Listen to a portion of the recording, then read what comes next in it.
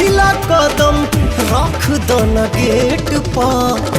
नया दादा चिप हमर डाल दे बनेट पर। नया दादा चिप हमर डाल दे बनेट पर। अरे ना हो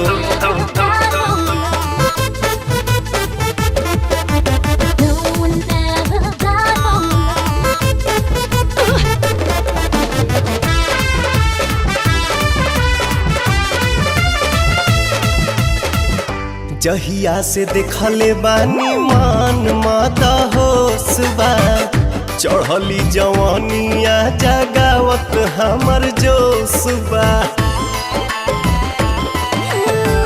चीज न हवाले कहरब दे धोखा। कल जुग के मजनू बहरा नहीं के भरोसा। आई लव यू लिखे दो सनहिया के सलेट पर। नया दादा चीज हमर डाल दे बनेट पर।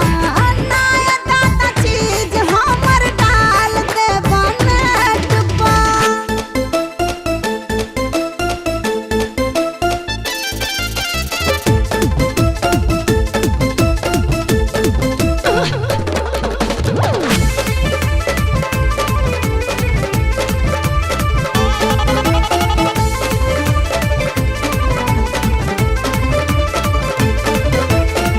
मीठ मुस्कान तोहर छेदा ताटे दिल के।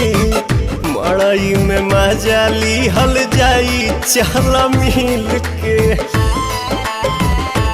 आय हाय छोड़ी तरह जाके कल दिन में सपना।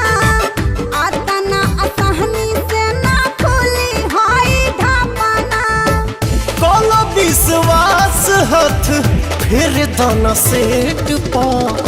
नया दादा चिप हमर